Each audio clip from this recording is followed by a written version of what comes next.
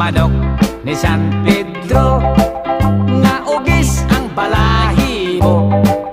Ang manok ni San Pedro, postahi kay sigurado.